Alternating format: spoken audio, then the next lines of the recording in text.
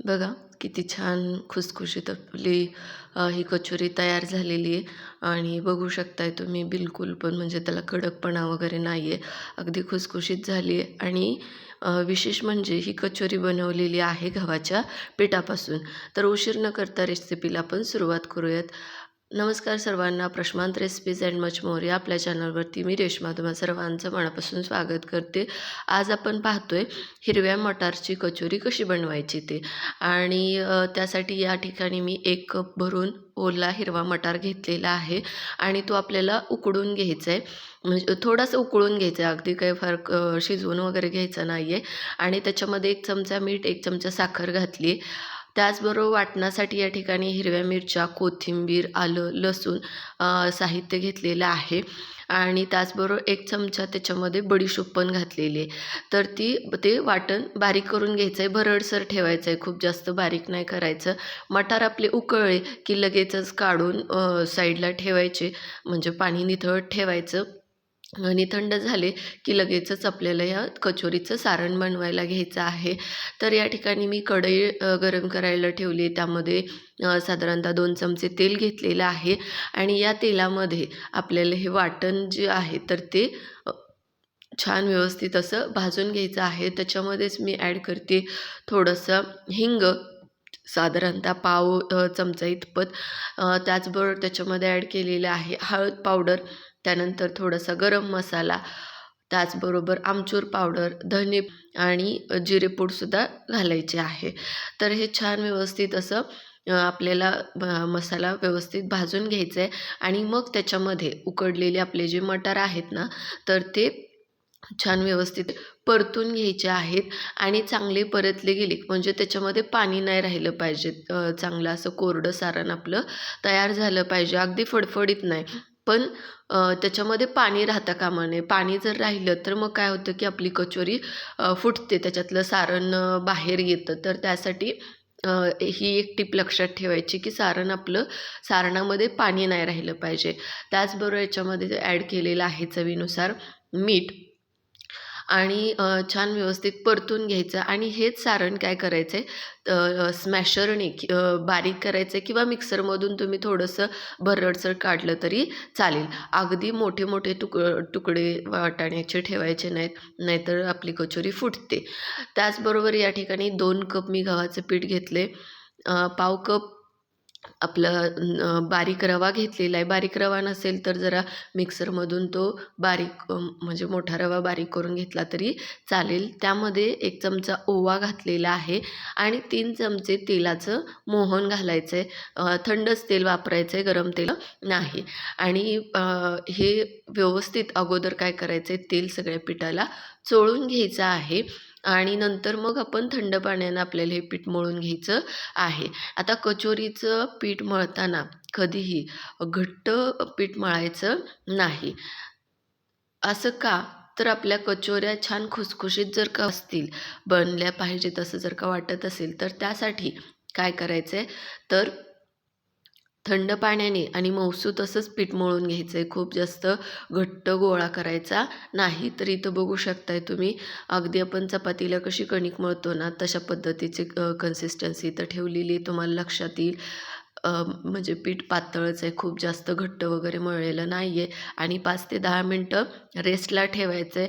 त्यानंतर आपले जे वाटाणा आहे, तर तो स्मॅशरने या पद्धतीनं मी स्मॅश करून घेतला आहे आणि तुम्ही बघू शकताय आपलं जे सारण आहे तर ते कोरडं झालेलं आहे. जास्त काही त्याच्यामध्ये पाणी वगैरे नाही आहे आणि जरी वाटलं की थोडंसं त्याच्यामध्ये ओलसरपणा आहे, तरीसुद्धा तुम्ही ते परतून घेतलं तरी चालेल.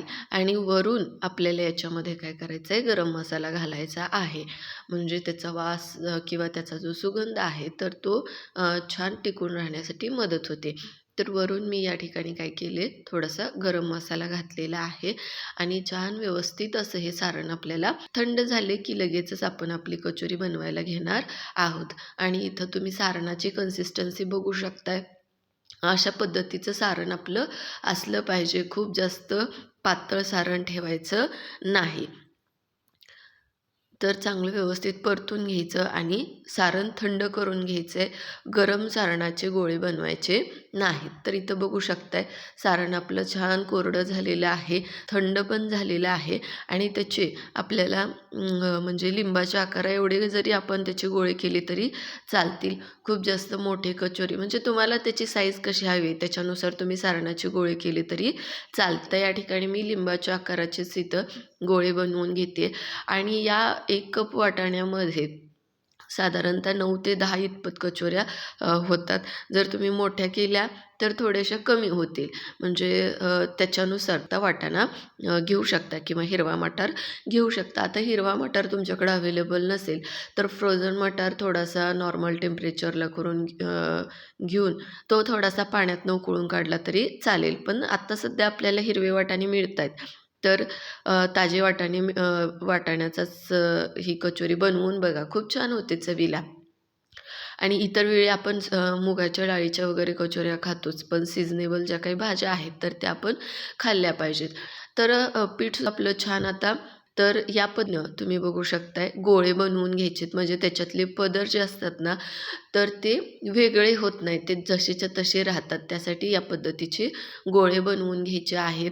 आणि मोठ्या होत्यात कचोऱ्या 2 3 कचोऱ्यामध्ये अगदी असं म्हणजे पोट भरू शकते इतपत ह्या कचोऱ्या होतात. आणि असे गोळे बनवून घ्यायचे. ते काय आता आपल्याला लाटायचे वगैरे नाही आहेत. पोळपाटावरती फक्त आपल्याला हा उंडा असा पसरवून घ्यायचा आहे हातानेच.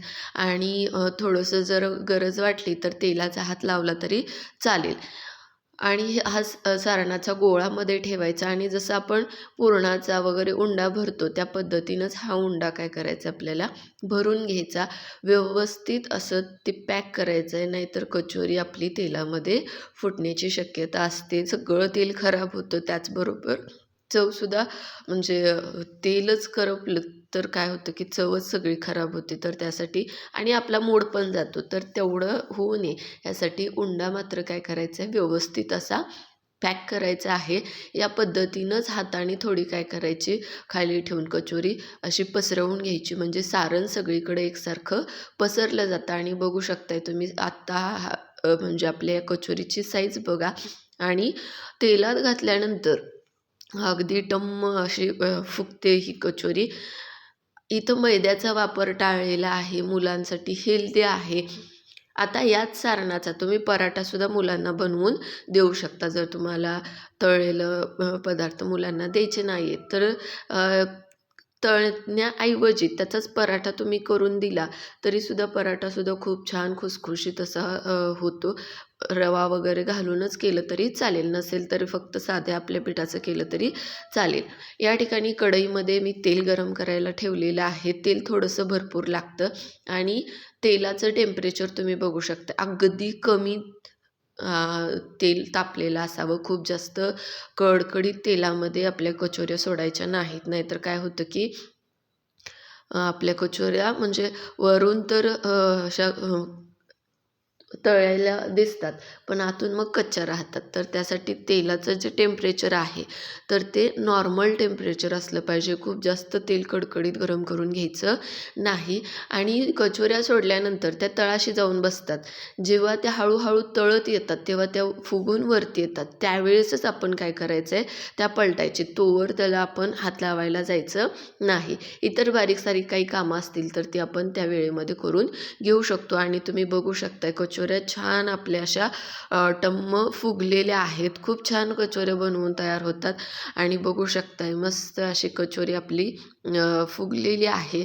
तर अशा सगळ्या कचोऱ्या मी बनवून घेते आणि तुम्ही इथं बघू शकताय कचोरी किती छान अशी आपली फुगलेली आहे. टम्म अशी फुगलेली आहे. आणि कचोरी अगदी 2-3 दिवससुद्धा टिकते. म्हणजे जरी तुम्हाला प्रवासासाठी न्यायचं असेल तरीसुद्धा हा एक चांगला उत्तम असा पर्याय आहे. आणि बघू शकता इथं छान कचोरी आपली बनवून तयार झालेली आहे.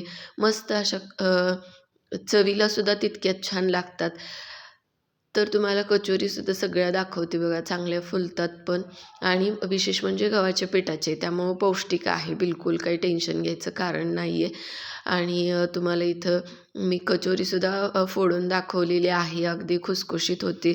छान अशी कचोरी असेल 5 वाजता चहाच्या टायमिंगमध्ये आणि अ, थोडीशी त्याच्यामध्ये जर आपण चिंचेची चटणी घातली, शेव घालून वेगळं काय पाहिजे? ह्याच्यापेक्षा वेगळं सुख आहे.